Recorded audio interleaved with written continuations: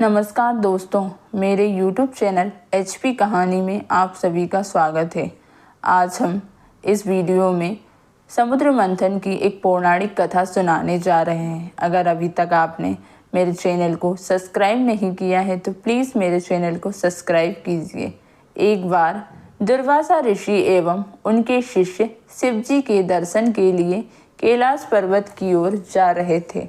मार्ग में उन्हें देवराज इंद्र मिले। इंद्र ने दुर्वासा ऋषि और उनके शिष्यों का बहुत ही आदर सत्कार किया, जिससे दुर्वासा ऋषि अत्यंत प्रसन्न हुए और उन्होंने इंद्र को विष्णु भगवान का परिजात पुष्प दिया। धन संपत्ति वैभव एवं इंद्र आसन के गर्भ में चूर इंद्र ने उस परिजात पुष्प को अपने प्रिय हाथी ऐरावत के मस्तक पर रख दिया। उस पुष्प का स्पर्श होते ही ऐरावत हाथी सहसा ही विष्णु भगवान के समान तेजस्वी हो गया। उसने इंद्र की अवहेलना कर दी और उस दिव्य पुष्प को कुचलते हुए वन की ओर चला गया। इंद्र को दिए गए आशीर्वाद के रूप में भगवान विष्णु के पुष्प का दुरत्कार होते देखकर दुर्वासा ऋषि अत्यंत क्रोधित हो गए। उन्होंने देवराज इंद्र को श्री लक्ष्मी से हीन हो जाने का श्राप दे दिया। दुर्वासा ऋषि के श्राप के फलस्वरूप लक्ष्मी उसी क्षण स्वर्गलोक को छोड़कर अदृश्य हो गई। लक्ष्मी के चले जाने से इंद्र आदि देवता निर्बल और श्रीहीन हो गए। उनका सारा धन वैभव लुप्त हो गया। जब यह खबर असुरों को मिली तो उन्होंने स्वर्ग पर आक्रमण कर दिया और देवगण को पराजित कर स्वर्ग पर अपना कब्जा जमा लिया। उसके बाद निराश होकर इंद्र देवगुरु बृहस्पति और अन्य देवताओं के साथ ब्रह्मा जी की शरण में पहुँचे। तब ब्रह्मा जी बोले, देवेंद्र इंद्र, भगवान विष्णु के भोग रूपी पुष्प का अपमान करने के कारण रुष्ट होकर भगवती लक्ष्मी तुम्हारे पास से चली गई है। यदि तुम उन्हें पुनः प्रसन्न करने के लिए भगवान नारायण की कृपा दृष्टि प्राप्त करो तो उनके आशीर्वाद से तुम्हें खोया वैभव पुनः मिल जाएगा। इंद्र और अन्य देवताओं के आग्रह पर ब्रह्मा जी भी उनके साथ भगवान विष्णु की शरण में पहुँचे। वहाँ पर ब्रह्म भगवान विष्णु भगवती लक्ष्मी के साथ विराजमान थे। सभी देवगण भगवान विष्णु की स्तुति करते हुए बोले, हे प्रभु, आपके श्री चरणों में हमारा कोटि कोटि प्रणाम। भगवान दुर्वासा ऋषि के श्राप के कारण माता लक्ष्मी हमसे रूठ गई है और देवनियों ने हमें पराजित कर स्वर्ग पर अधिकार कर लिया है। अब हम आपकी शरण में हैं, हमारी रक्षा कीजिए। हम सब जिस उद्देश्य से आपकी शरण में आए हैं, कृपा करके आप उसे पूरा कीजिए। भगवान विष्णु तो त्रिकालदर्शी हैं। वे पल भर में ही देवताओं के मन की बात जान गए। तब वे देवगणों से बोले, मेरी बात ध्यान पूर्वक सुनो। असुरों पर इस समय काल की विशेष कृपा है, इसलिए जब तक तुम्हारे उत्कर्ष और असुरों के पतन का समय नहीं आता तब तक तुम उनसे संधि कर लो, क्योंकि केवल यही तुम्हारे कल्याण का उपाय है। क्षीर सागर के गर्भ में अनेक दिव्य पदार्थों के साथ साथ अमृत भी छिपा है। उसे पीने वाले के सामने मृत्यु भी पराजित हो जाती है। इसके लिए तुम्हें समुद्र मंथन करना होगा। यह कार्य अत्यंत दुष्कार्य है, अतः इस कार्य में असुरों से सहायता लो। कूटनीति भी यही कहती है कि आवश्यकता पड़ने पर शत्रु को भी मित्र बना लेना चाहिए। तत्पश्चात अमृत पीकर अमर हो जाओ, तब दुष्ट असुर भी तुम्हारा आहित नहीं कर पाएंगे। वे जो भी शर्त रखे उसे स्वीकार कर लो। यह बात याद रखो कि शांति से सभी कार्य बन जाते हैं, क्रोध करने से कुछ नहीं होता। भगवान विष्णु के परामर्श के अनुसार इंद्र आदि देवगण देवराज बलि के पास संधि का प्रस्ताव लेकर गए और उन्होंने उन्हें अमृत के बारे में बताकर समुद्र मंथन के लिए तैयार कर लिया। समुद्र मंथन के लिए समुद्र में मदराचल को स्थापित कर वासुकी नाग को ऋषि बनाया गया। तत्पश्चात दोनों पक्ष अमृत प्राप्ति के लिए समुद्र मंथन करने लगे। अमृत पाने की इच्छा से सभी बड़े जोश और वेग से मंथन कर रहे थे। सहसा तभी समुद्र में से कालकूट नामक भयंकर विष निकला। उस विष की अग्नि से 10 दिशाएं जलने लगी। समस्त प्राणियों में हाहाकार मच गया। उस विष की ज्वाला से सभी देवता तथा दैन्य जलने लगे और उसकी कांति फीकी पड़ने लगी। इस पर सभी ने मिलकर भगवान शंकर से प्रार्थना की।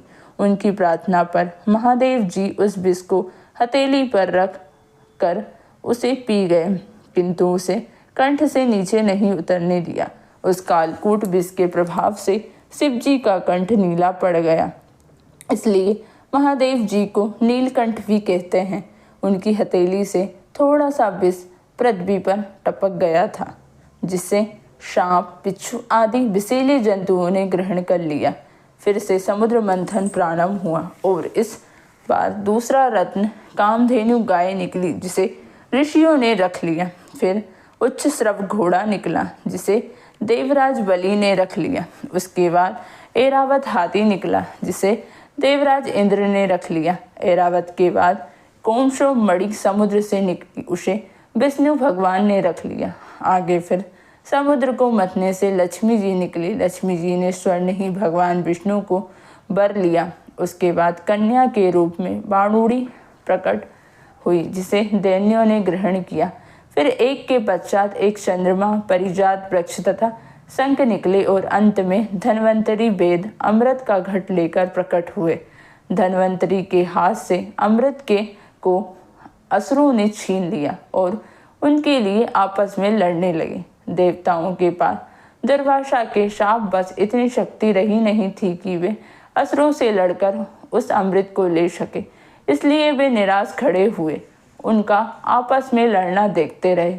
देवताओं की निराशा को देख भगवान विष्णु तत्काल मोहिनी रूप धारण कर आपस में लड़ते असुरों के पास जा पहुँचे।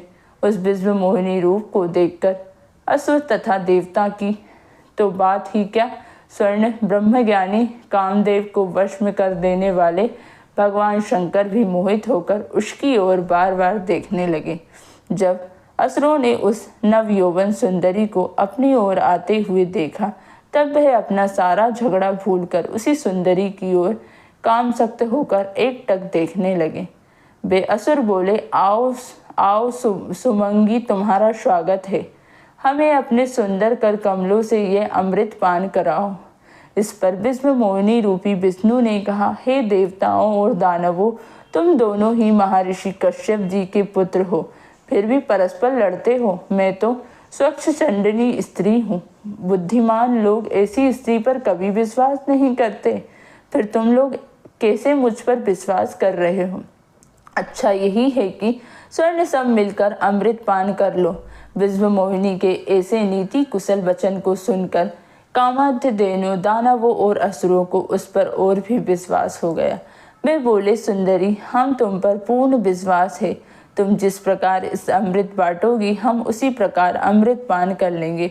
तुम ये घट लो और हम सभी में अमृत वितरण करो। विश्व मोहिनी ने अमृत घट लेकर देवताओं और दैन्यों को अलग अलग पंक्तियों में बैठने के लिए कहा। उनके बाद दैन्यों को अपने कटाक्ष से मदहोश करते हुए देवताओं को अमृत पान कराने लगे।